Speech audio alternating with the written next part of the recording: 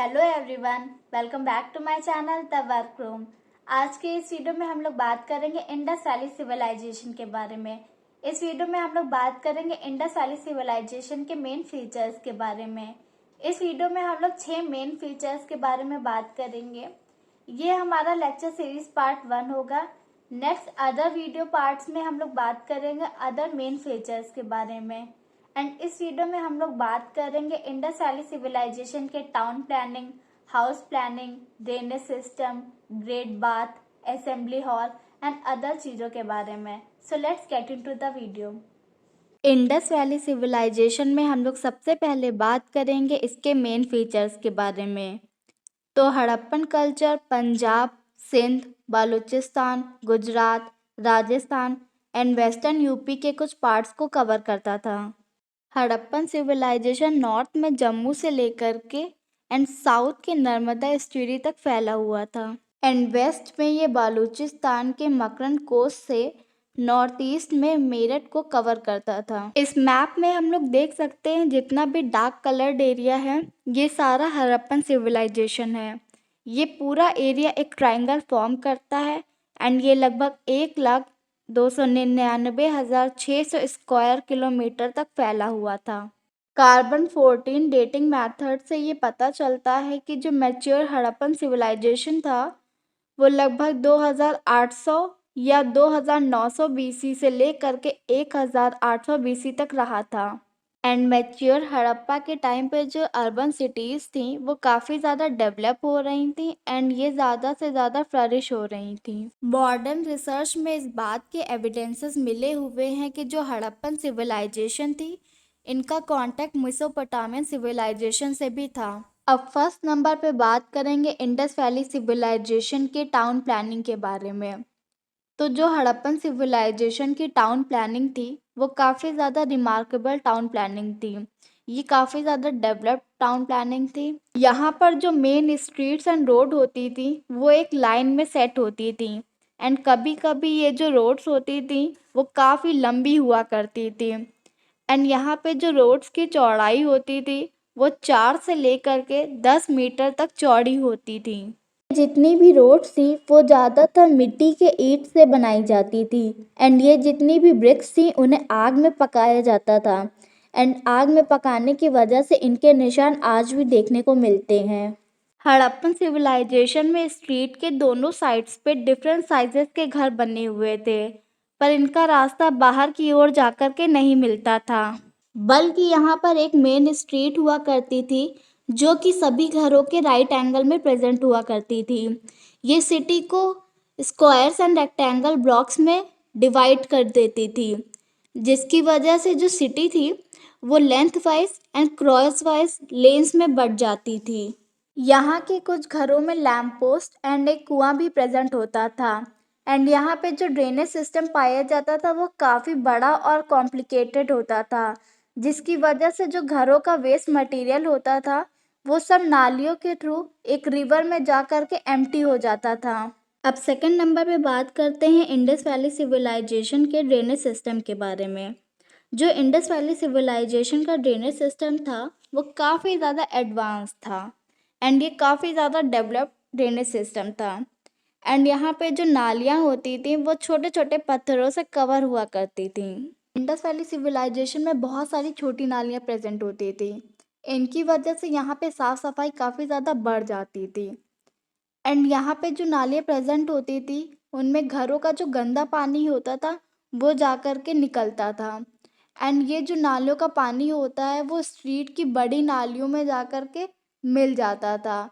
इसकी वजह से यहाँ पे वाटर ड्रेनेज सिस्टम काफ़ी ज़्यादा एडवांस था एंड स्ट्रीट पे जो ये ड्रेन्स प्रेजेंट होते थे इनमें काफ़ी बड़े होल्स होते थे एंड ये जो होल्स होते थे वो कुछ कुछ दूरी पे प्रेजेंट होते थे एंड यहाँ के घरों में गड्ढा प्रेजेंट होता था जिसमें जो हाउसवाइफ्स होती थी वो घरों से निकलने वाला कूड़ा सेटल करती थी एंड जो सीवेज वाटर था वो सारा नालियों के थ्रू ही घर से बाहर जाता था। इन ड्रेन से बस सीवेज वाटर को ही निकलने की परमिशन थी एंड घरों में जो ये नालियाँ और गड्ढे प्रेजेंट होते थे इन्हें ओकेजनली साफ किया जाता था।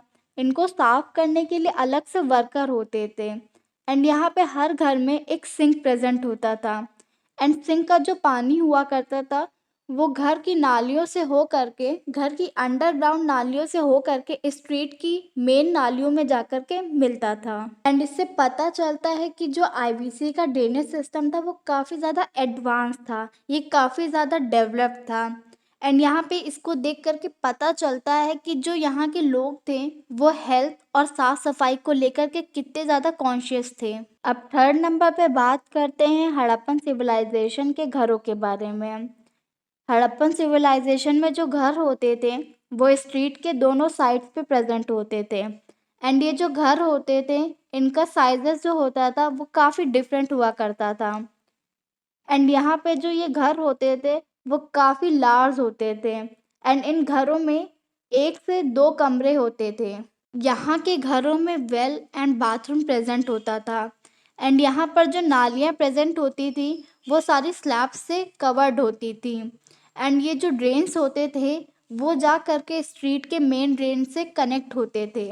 यहाँ की जो बिल्डिंग्स थे एंड जो स्ट्रीट थी वो बर्न ब्रिक से बनी होती थी। इसकी वजह से ब्रिक्स पे जले हुए निशान मिलते हैं।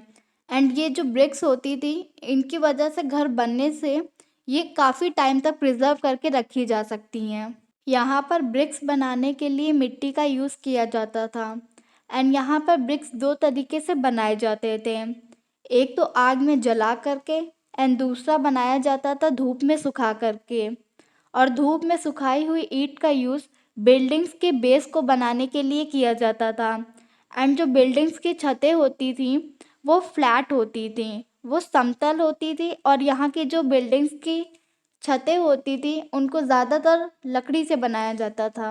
हड़प्पन सिविलाइजेशन में जो घर प्रेजेंट होते थे उन सभी में एक स्पेशल फीचर पाया जाता था। ये जो घर होते थे ये एक ओपन एरिया में खुलते थे। इस एरिया को कोर्ट यार्ड बोलते थे। एंड ये जितने भी घर होते थे वो लगभग 2 मंजिला होते थे। एंड यहाँ की कुछ बिल्डिंग्स में पिलर्ड हॉल्स प्रेजेंट होते थे। एंड ये जो पिलर्स होते थे वो 24 स्क्वायर मीटर्स तक लंबे होते थे। एंड इनको देख करके ये एज्यूम किया जाता है कि यहाँ पर टेम्पल्स या म्यूनिसिपल हॉल्स भी प्रेजेंट होंगे। अब फोर्थ नंबर पे बात करते हैं ग्रेट बाथ के बारे में। इंडस वैली सिविलाइजेशन में एक बहुत बड़ा सा ग्रेट बाथ प्रेजेंट होता था जिसका मेजरमेंट 180 फीट बाय 180 फीट था। ये एक बाथिंग पूल था जो कि 39 फीट लंबा था एंड 28 फीट चौड़ा था। एंड इसकी गहराई 8 फीट थी। एंड ये क्वाड्रेंगल के सेंटर में प्रेजेंट था।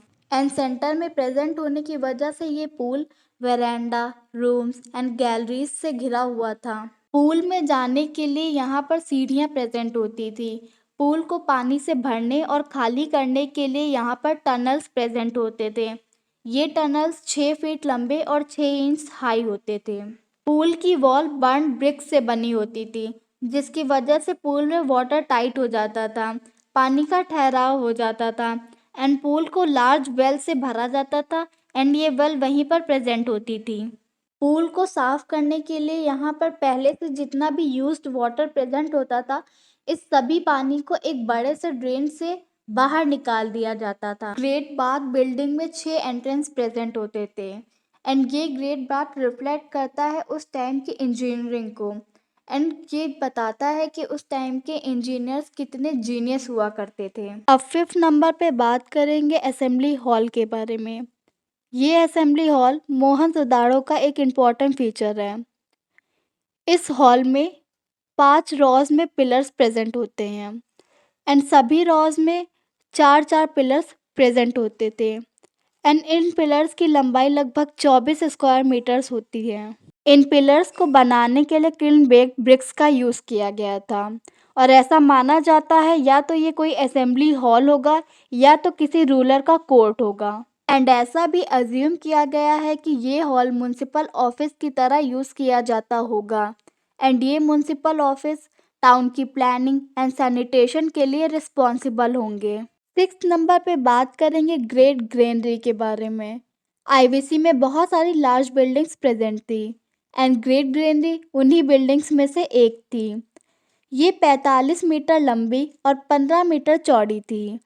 एंड इसका यूज़ फूड ग्रेन्स को स्टोर करने के लिए किया जाता था। ग्रेनरी में एक लाइन से सर्कुलर ब्रिक्स के प्लेटफॉर्म बने हुए थे। इनका यूज़ ग्रेन्स को रखने के लिए किया जाता था। एंड यहाँ पर वर्कर्स के लिए क्वार्टर्स भी बने हुए थे, जिसमें ये वर्कर्स काम करते थे और रुकते थे।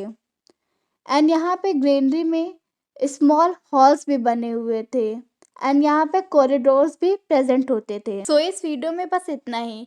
नेक्स्ट वीडियो पार्ट में हम लोग बात करेंगे इंडस वैली सिविलाइजेशन के अदर फीचर्स के बारे में।